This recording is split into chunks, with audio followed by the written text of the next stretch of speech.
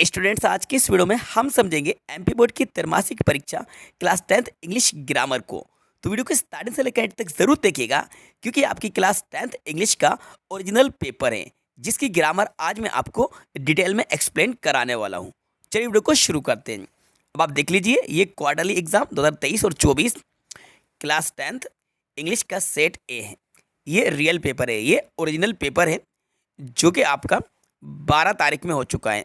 12/9/2023 में ये पेपर हुआ था। MP board class 10th English का ये पेपर था। ठीक है, आप इस पैसेज से मिला लीजिए, ये ऑल ऑफ अस है, तो इससे कंफर्म हो जाएगा कि ये ओरिजिनल ही पेपर है। इसी तरह का कुछ पेपर आपके पास भी होगा, ठीक है ना। तो ये पूरा का पूरा पेपर है।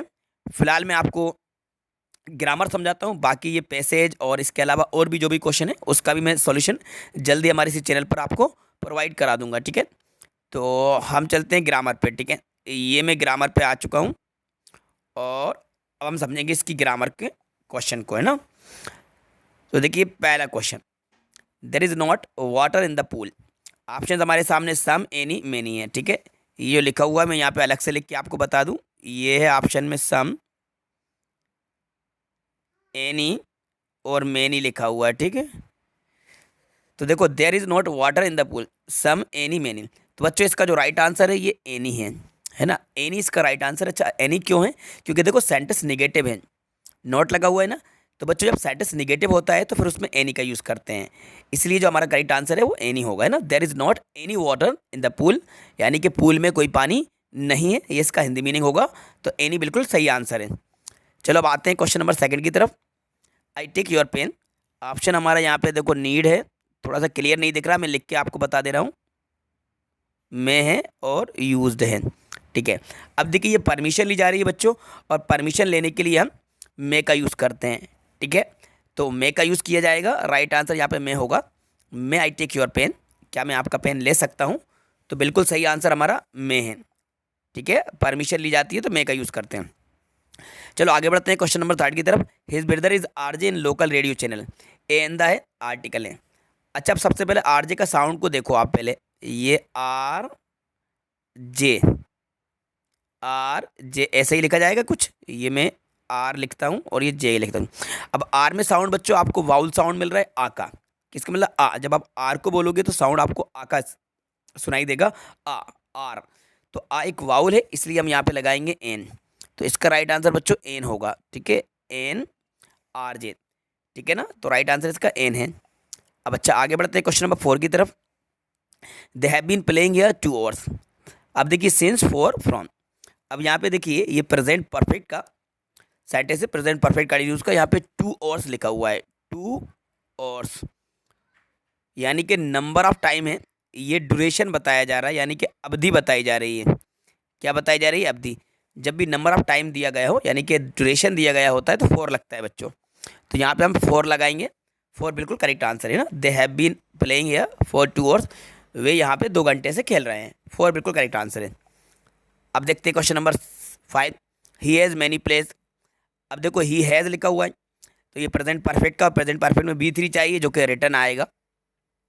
तो he has return many place आएगा यहाँ पे, है ना, क्योंकि हैज़ लगाते हैं और हैज़ हेल्पिंग वर्ब होती है प्रेजेंट परफेक्ट की, और उसमें वर्ब की थर्ड फॉर्म आती है, तो हमें रिटर्न बताना है। एक और देख लेते हैं 6 नंबर का। They did not play well, they won. And और सो, तो बच्चों इसका राइट आंसर आएगा yet. They did not play well yet they won, यानी कि वे अच्छा नहीं खेले फिर भी वे जीत गए। तो एंड और सो तो बिल्कुल नहीं आएगा, येट आएगा। येट का मतलब होगा यहाँ पे फिर भी। तो did not play well yet they won. ठीक है, ये थे बच्चों फिलअप्स। अब हम समझते हैं इसके डू इज डायरेक्टेड। ये रहा question number first. They are selling their house. अब देखो, थोड़ा सा आपको क्लियर नहीं दिख रहा होगा, पेपर की क्वालिटी यहाँ पे अच्छी नहीं है, लेकिन आपके पास जो पेपर है आप उसमें आंसर मैच कर लेना और देख लेना, मतलब कि आपके पेपर के क्वेश्चन को आप देख लेना। आंसर तो मैं आपको यहाँ पे बता ही रहा हूँ। They are selling their house, ये लिखा हुआ है ना, they are selling their house, ये है। अच्छा, करना क्या है? चेंज इनटू प्रेजेंट परफेक्ट में चेंज करना है। देखो, प्रेजेंट परफेक्ट में चेंज करोगे बच्चे, तो पहले आप लिखोगे यहाँ पे दे, और परफेक्ट के लिए हम यहाँ पे हेल्पिंग वर्ड लगाएंगे हैव, और सेल की थर्ड फॉर्म क्या लिखेंगे? सोल्ड। दे हैव सोल्ड, और बाकी THEIR देयर हाउस और क्वेश्चन मार्क, वो सॉरी फुल स्टॉप लगा देंगे, दे हैव सोल्ड देयर हाउस हो जाएगा।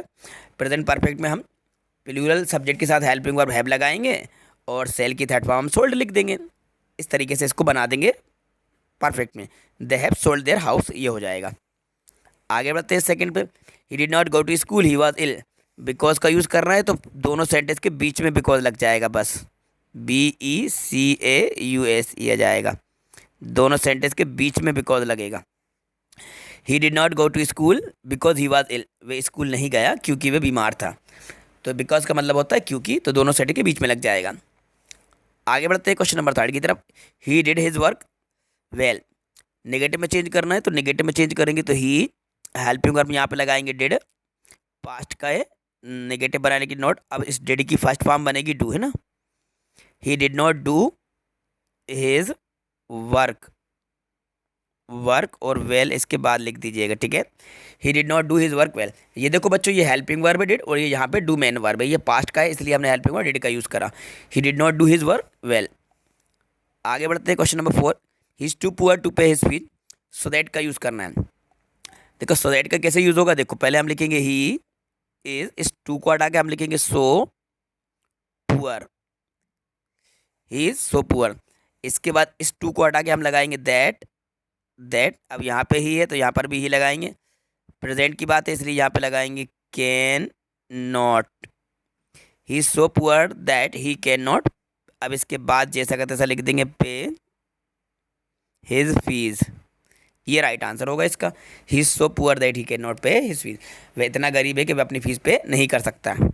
आगे बढ़ते हैं, the boy is my cousin, the boy is wearing a pink shirt. Who का यूज़ करना है इसमें, तो कैसे करोगे, देखो पहले लिखोगे द बॉय, द बॉय, अब इसके बाद दूसरे सेंटेंस का द बॉय हटेगा, इसमें लगेगा हु, और इसको पूरा लिख दो बाद वाले को, the boy who is wearing, the boy who is wearing a pink shirt, तो a pink shirt, the boy who is wearing a pink shirt, लड़का जो पिंक शर्ट पहने हुए है। अब क्या बचा, इज माई कजन, तो यहाँ पे आप लिख दीजिएगा इज माई COUSIN, लो ये बन गया। The boy who is wearing a red pink shirt, sorry, is my cousin, ये राइट आंसर है। अब देख लेते हैं आगे 6 नंबर का, इसको रीअरेंज करना था। In the park were playing children football, तो देखो पहले आप लिखोगे चिल्ड्रन, उसके बाद लिखोगे सेकंड नंबर पे वर, थर्ड नंबर पे लिखोगे प्लेइंग, फोर्थ नंबर पे लिखोगे फुटबॉल, और फिफ्थ नंबर पे लिख दोगे इन द पार्क, तो बनेगा children were playing football in the park. क्या बना, children were playing football in the park. ठीक है बच्चों, तो ये मैंने ग्रामर का 100% करेक्ट सॉल्यूशन मैंने आपको इस वीडियो में प्रोवाइड करा दिया है। एक एक आंसर आपका बिल्कुल करेक्ट है, इसमें कोई मिस्टेक नहीं है। तो ये ग्रामर का डिटेल सॉल्यूशन आपको मैंने यहाँ पे बता दिया है। अब आप मैच कर लीजिए कि आपने जो आंसर दिए उसमें कितने करेक्ट थे और कितने इनकरेक्ट थे। ओके स्टूडेंट्स, अगर आप डिमांड करते हैं तो बाकी का सॉल्यूशन भी आपको प्रोवाइड करा दिया जाएगा। जो भी आपके ऑब्जेक्टिव हैं या आपके पैसेज हैं उसका सॉल्यूशन आपको चाहिए तो कमेंट बॉक्स में जाकर कमेंट्स करके बता सकते हैं। आई होप स्टूडेंट्स ये वीडियो आपको पसंद आई होगी, तो वीडियो को लाइक कर देना, अपने सभी दोस्तों के साथ ज़्यादा से ज़्यादा शेयर कर देना, और यदि चैनल पर नए हैं तो चैनल को सब्सक्राइब भी कर दीजिएगा। Thanks for watching.